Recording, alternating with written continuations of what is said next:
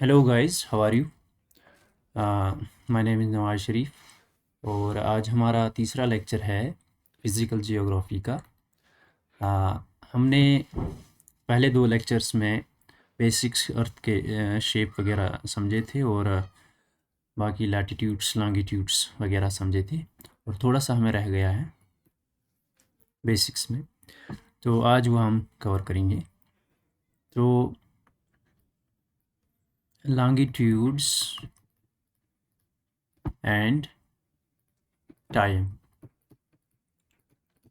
क्या रूल है लॉन्गिट्यूड्स का टाइम को लोकेट करने में। तो सबसे पहले हमें पता है कि अर्थ जो है वो रोटेशन कहाँ से करती है। अर्थ की जो रोटेशन होती है वो वेस्ट टू ईस्ट होती है। अर्थ की जो रोटेशन होती है वो वेस्ट टू ईस्ट होती है। और उसके बाद अर्थ जो है वन रोटेशन 24 आवर्स में कंप्लीट करती है। It means one day. और उसके बाद जो है अर्थ अगर 24 आवर्स में एक रोटेशन करती है तो ये 24 आवर्स में कितने डिग्री कवर करती है? 360 डिग्री कवर कर देती है।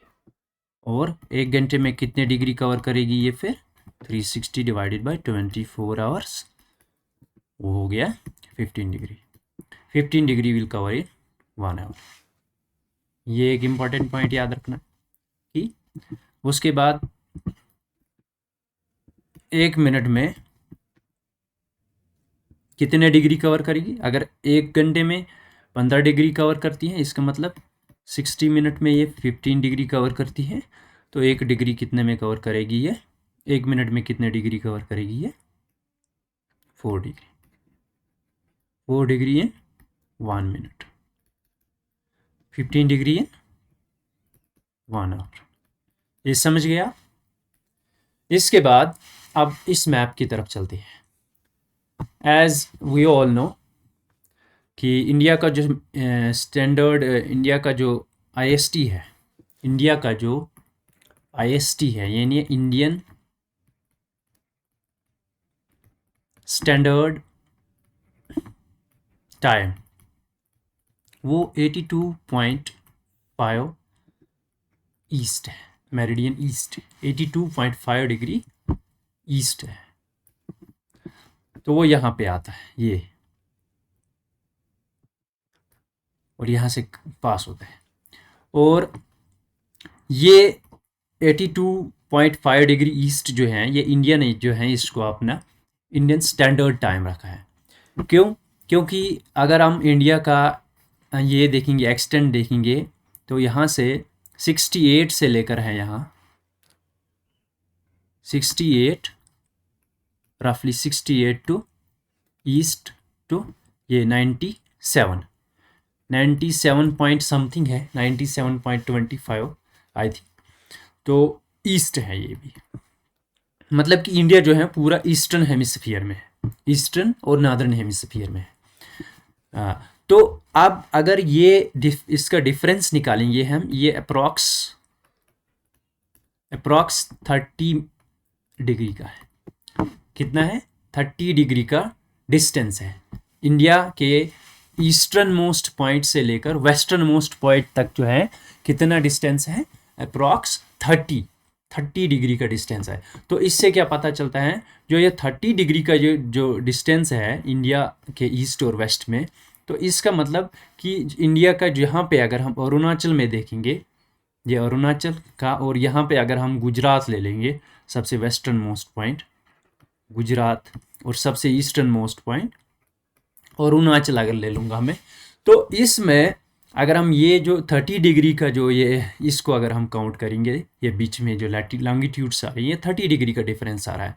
तो इसमें फिर एज पर जो हमने पहले कैलकुलेशन की थी कि 15 डिग्री 1 आवर में कवर होती है, तो 30 डिग्री कितने में कवर होगी?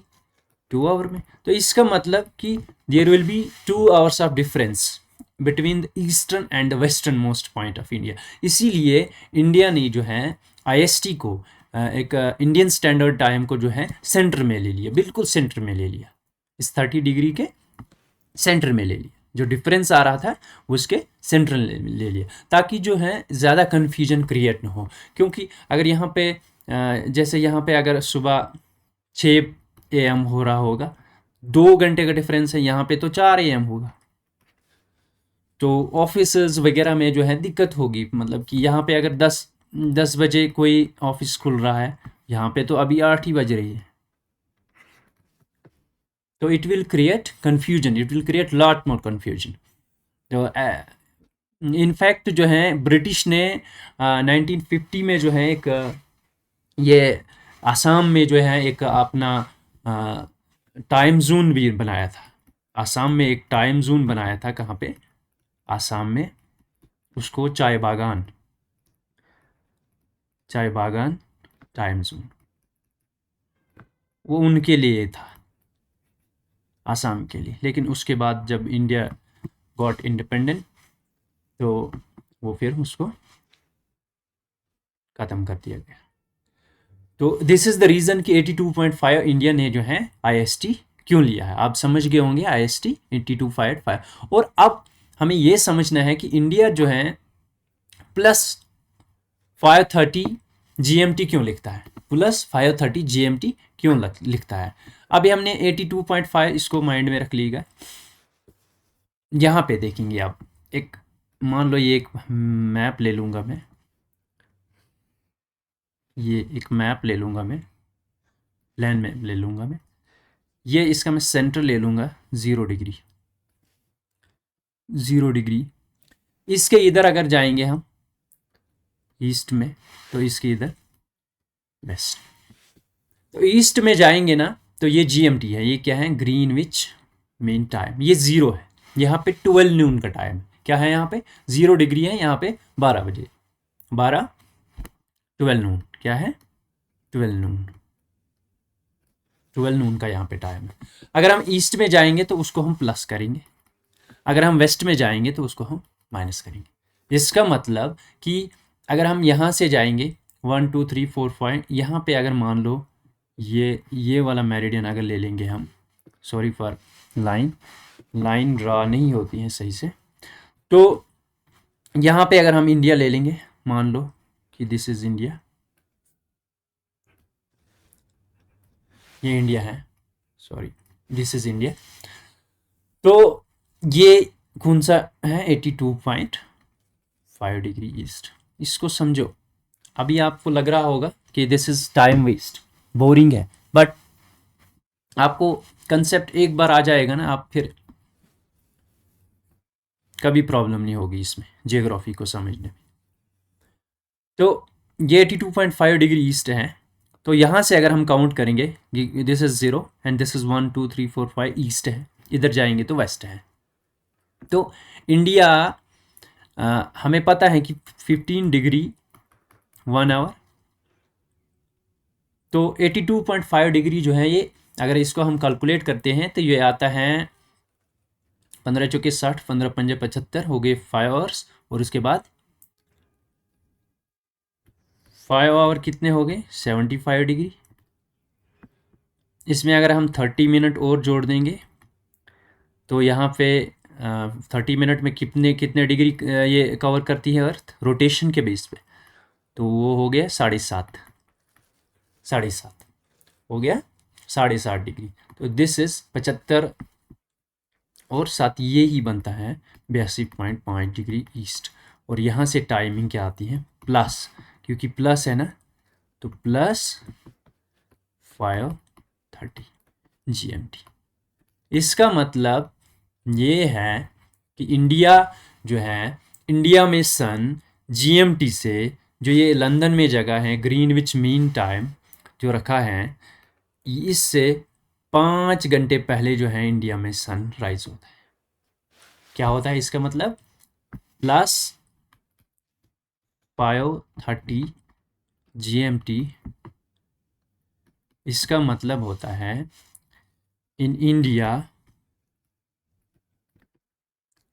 sun is rising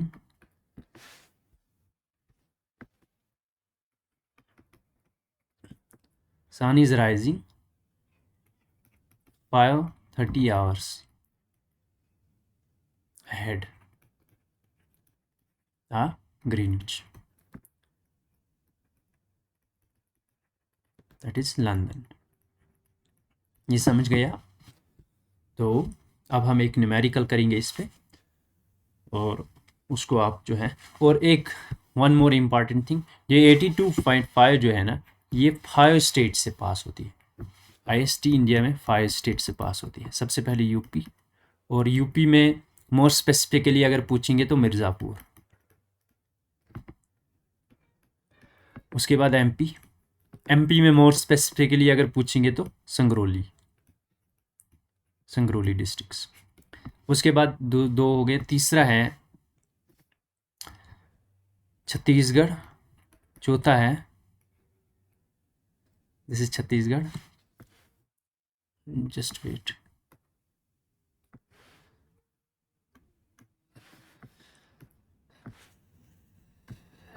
Chhattisgarh, Chhattisgarh के बाद किससे पास होती है? उड़ीसा, और उड़ीसा के बाद Andhra Pradesh. 1 2 3 4 5 IST pass through 5 states of India. और ज़्यादा इम्पॉर्टेंट जो है ये यूपी में मिर्ज़ापुर और एमपी में संगरौली। बाकी भी चेक कर लेना कि छत्तीसगढ़ में कहाँ से क्रॉस होती हैं, उड़ीसा में कहाँ से क्रॉस होती हैं, ये ज़्यादातर नहीं पूछते, लेकिन मिर्ज़ापुर को और एमपी में कहाँ से क्रॉस होती है, इसको मैंने जो है अक्सर एग्ज़ाम्स में देखा है कि ये पूछ लेते हैं। तो ये आप समझ गए कि लॉन्गिट्यूड से टाइम को कैसे डिनोट करते हैं। अगर आप +6 होगा कहीं किसी कंट्री का, उसका मतलब कि 6 घंटे पहले वहाँ पे सूरज जो है सनराइज होता है। जापान का अगर देखोगे, उसको लैंड ऑफ राइजिंग सन क्यों कहा जाता है? क्योंकि वो ईस्ट में सबसे पहले वही आता है, सबसे पहले जो है जापान के आइलैंड्स में जो है सनराइज होता है ईस्ट में, और उसके बाद बाकी साउथ कोरिया वगैरह, चाइना वगैरह में सनराइज होता है, और फिर इंडिया में आता है। तो दैट इज़ द रीज़न कि जापान को हम कहते हैं Japan is the land of rising sun. और एक कंट्री है जैसे नॉर्वे है, उसको लैंड ऑफ मिडनाइट सन भी बोलते हैं। क्यों? क्योंकि जब सूरज जो होता है नॉर्थ वाले लैटिट्यूड में होता है, तो वहाँ पे जो है 6 मंथ्स जो है डे लाइट होती है। इसको हम बाद में जब हम सीजन्स को पढ़ेंगे तो तब इसको समझेंगे।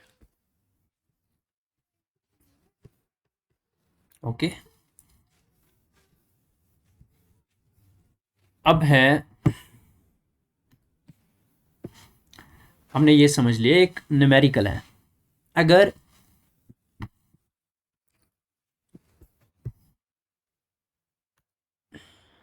क्वेश्चन एक है, if it is 12 noon in Greenwich, what will be the time? What will be the time in 30 degree east? आराम से कर लेंगे हम। क्या होगा अगर ये मान लो आप ग्रीनविच 0 डिग्री है, यहाँ पे 12 बज रही है नून,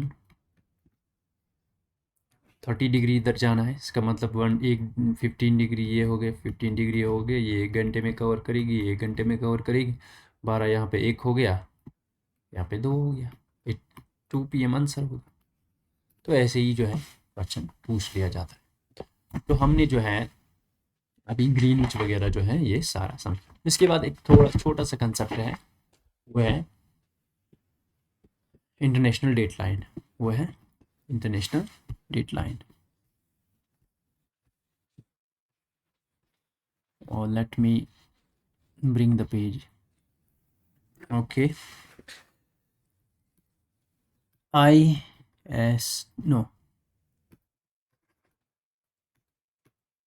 IDL, International Date Line। ये क्या होती है, ये एक जिगजैग लाइन होती है। क्या होती है, जिगजैग, ये भी इमेजिनरी लाइन होती है, जिगजैग इमेजिनरी लाइन होती है।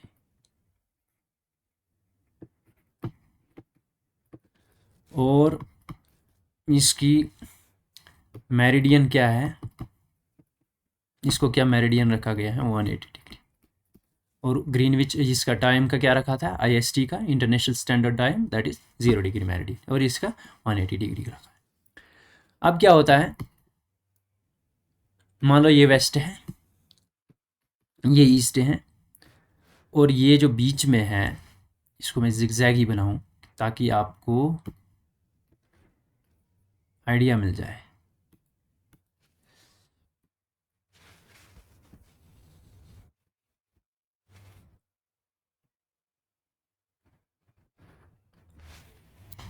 यहाँ पे ये वेस्ट है, ये ईस्ट है, और this is your date line 180 डिग्री, जिसको हम IDL भी बोलते हैं। तो क्या होगा, मान लो यहाँ पे अगर जनवरी 1 है 2024, तो ईस्ट में सन क्या होगा, पहले राइज होता है बिफोर, और यहाँ पे वेस्ट में सन बाद में राइज होगा। तो जो बंदा, मान लो यहाँ पे कोई बंदा है, ये अगर इस डेट लाइन को क्रॉस करता है, कोई आदमी यहाँ इस डेट लाइन को क्रॉस करता है, तो वो एक दिन लूज करता है। अगर वो ईस्ट से वेस्ट करता है तो लॉस ए डे,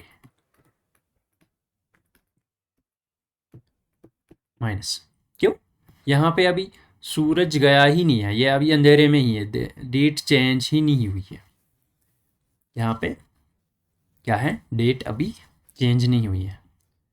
तो इधर मान लो यहाँ पे 30 होगी, 30 दिसंबर या 31 दिसंबर। तो इसी तरह से अगर यहाँ से कोई यहाँ जाता है, वेस्ट से जाता है, तो वेस्ट में सूरज बाद में आता है, तो इसका मतलब डेट बाद की होगी। तो वेस्ट से अगर कोई आदमी इस इंटरनेशनल डेट लाइन को क्रॉस करता है, मतलब ये एक इमेजिनरी लाइन है, तो फिजी वगैरह से ये पास होती है, तो अलास्का वगैरह से, तो जब इसको क्रॉस करेगी तो gains a day.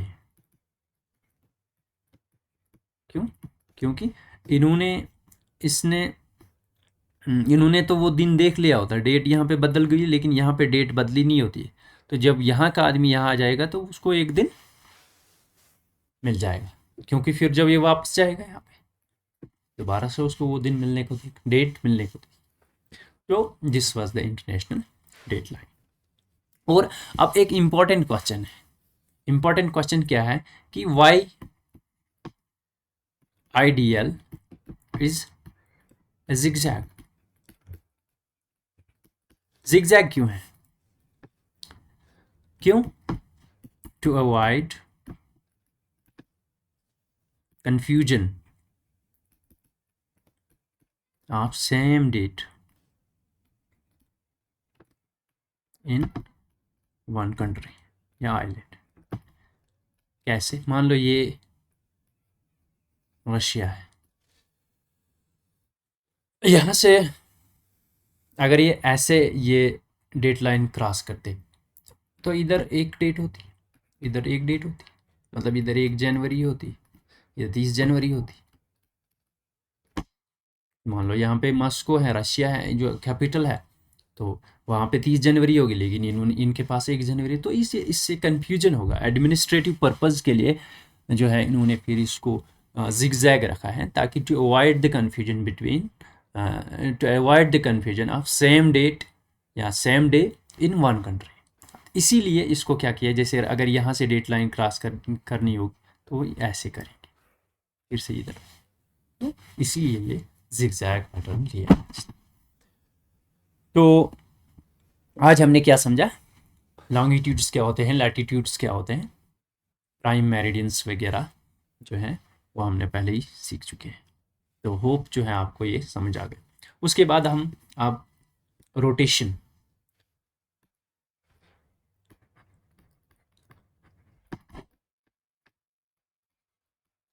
Rotation of earth heading, rotation जो है, अर्थ जो है रोटेट करती है इसके अपने एक्सिस में 24 आवर्स में। 24 आवर में कहाँ से ये हमें पता है, वेस्ट टू ईस्ट करती है, 24 आवर में करती है, वेस्ट टू ईस्ट करती है और अपनी एक्सिस पे घूमती है, और अपनी एक्सिस के घूमती है। इस रोटेशन की वजह से क्या होता है, इस रोटेशन की वजह से क्या होता है, दिन और रात बनते हैं। ये सन है, ये एक्सिस है इसकी 23.5 डिग्री। तो ये जब रोटेट करती हैं तो मान लो अभी इस हिस्से पे लाइट पड़ रही है, सो ये डे है, ये नाइट है। फिर जब रोटेट करेगी तो ये हिस्सा इधर आ जाएगा, ये हिस्सा इधर आ जाएगा, तो यहाँ पे डे आ जाएगी, वहाँ पे नाइट आ जाएगा। तो ये प्रोसेस चलता रहता है।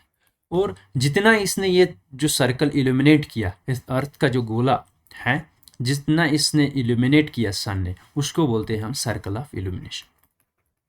सर्कल ऑफ इल्यूमिनेशन, बस इतना ही, सर्कल ऑफ इल्यूमिनेशन। कौन सा सर्कल, इल्यूमिनेशन सर्कल। कौन सा, किस की वजह से, जो सनलाइट की वजह से जो अर्थ का हिस्सा जो है जिस पे लाइट पड़ रही है, आधे हिस्से पे लाइट पड़ रही है, that is called the circle of illumination. और जो इस अर्थ को डे एंड नाइट में डिवाइड करती है उसे सर्कल ऑफ इल्यूमिनेशन। तो ये इंफॉर्मेशन थी। उसके बाद हम जो है रिवोल्यूशन समझेंगे। और रिवोल्यूशन जो है इसमें ये बड़ा टॉपिक है, तो थोड़ा सा आइडिया देंगे हम। रोटेशन की वजह से डे एंड नाइट बनते हैं, लेकिन रिवोल्यूशन की वजह से क्या बनते हैं, सीजन्स बनते हैं। और it is not only revolution plus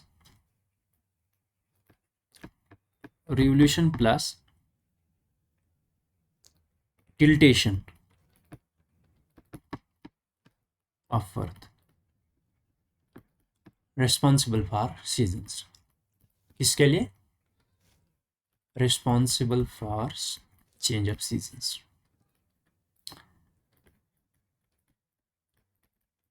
तो इसमें हमने 4 सीजन्स पढ़ने हैं। स्प्रिंग, उसके बाद फिर समर आता है, उसके बाद फिर ऑटम आता है, उसके बाद फिर विंटर आता है। हाउ दीज सीजन्स और फॉर्मेट कैसे चेंज होते हैं, ये हम जो है इंशाल्लाह दूसरे लेक्चर में करेंगे। तो होप जो है आपको समझ आ गया होगा। तो कल के लेक्चर में जो है बेसिक्स कंप्लीट हो जाएगा, सीजन्स वगैरह कंप्लीट हो जाएंगे, और फिर जो है कल से हम फिर आगे जो अर्थ के इंटीरियर अर्थक्वेक्स वगैरह के बारे में समझेंगे। Okay, thank you.